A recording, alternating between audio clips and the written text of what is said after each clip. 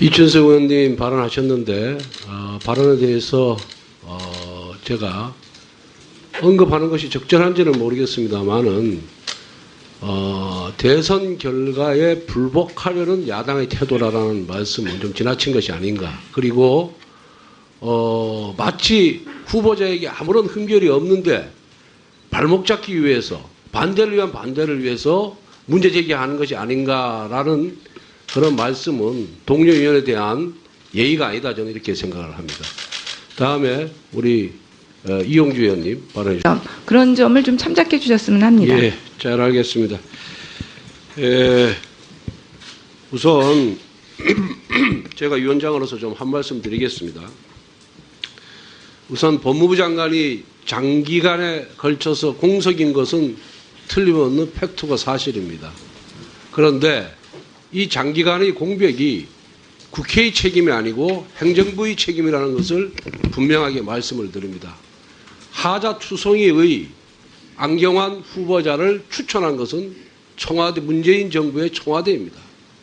그리고 말이 잦은 사태지 너무나 흠결이 많기 때문에 도저히 청문회를 석상에 설 수 없어서 잦은 사태 형식으로 경질했다는 말씀을 드리고요.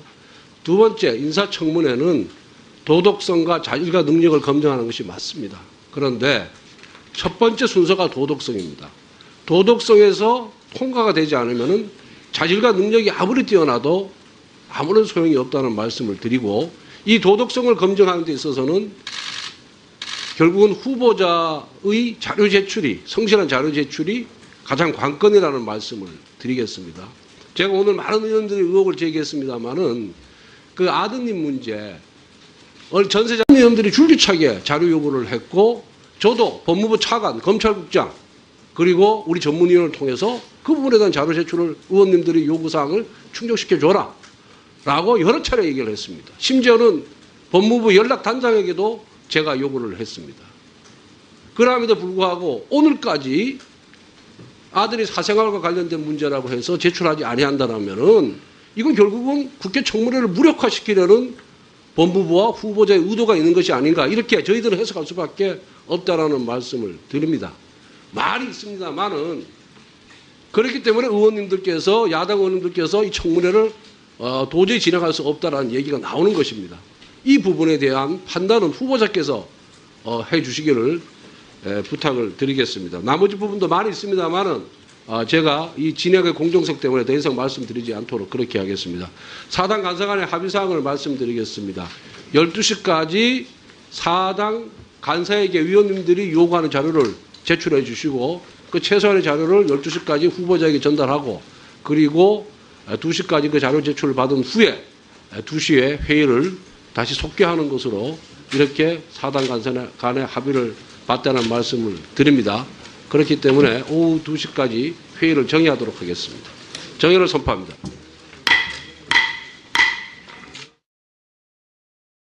이가 아니다, 저는 이렇게 생각을 합니다. 다음에 우리 이용주 의원님 발언해 주십시오. 그런 점을 좀 참작해 주셨으면 합니다. 예, 잘 알겠습니다. 우선 제가 위원장으로서 좀 한 말씀 드리겠습니다. 우선 법무부 장관이 장기간에 걸쳐서 공석인 것은 틀림없는 팩트가 사실입니다. 그런데 이 장기간의 공백이 국회의 책임이 아니고 행정부의 책임이라는 것을 분명하게 말씀을 드립니다. 하자투성이의 안경환 후보자를 추천한 것은 청와대, 문재인 정부의 청와대입니다. 그리고 말이 잦은 사태지 너무나 흠결이 많기 때문에 도저히 청문회를 석상에 설 수 없어서 잦은 사태 형식으로 경질했다는 말씀을 드리고요. 두 번째, 인사청문회는 도덕성과 자질과 능력을 검증하는 것이 맞습니다. 그런데 첫 번째 순서가 도덕성입니다. 도덕성에 님들이 요구사항을 충족시켜줘라 라고 여러 차례 얘기를 했습니다. 심지어는 법무부 연락단장에게도 제가 요구를 했습니다. 그럼에도 불구하고 오늘까지 아들이 사생활과 관련된 문제라고 해서 제출하지 아니한다면은 이건 결국은 국회 청문회를 무력화시키려는 법무부와 후보자의 의도가 있는 것이 아닌가, 이렇게 저희들은 해석할 수밖에 없다라는 말씀을 드립니다.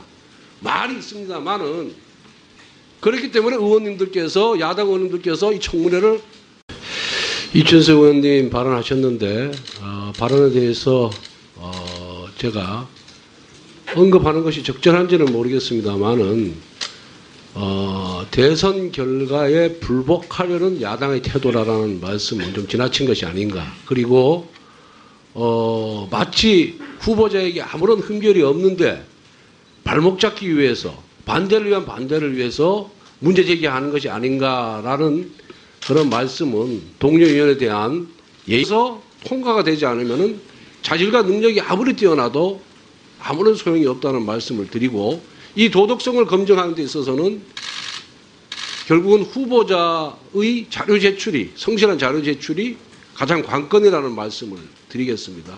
제가 오늘 많은 의원들이 의혹을 제기했습니다마는 그 아드님 문제 전세자 의원들이 줄기차게 자료 요구를 했고 저도 법무부 차관, 검찰국장 그리고 우리 전문위원을 통해서 그 부분에 대한 자료 제출을 의원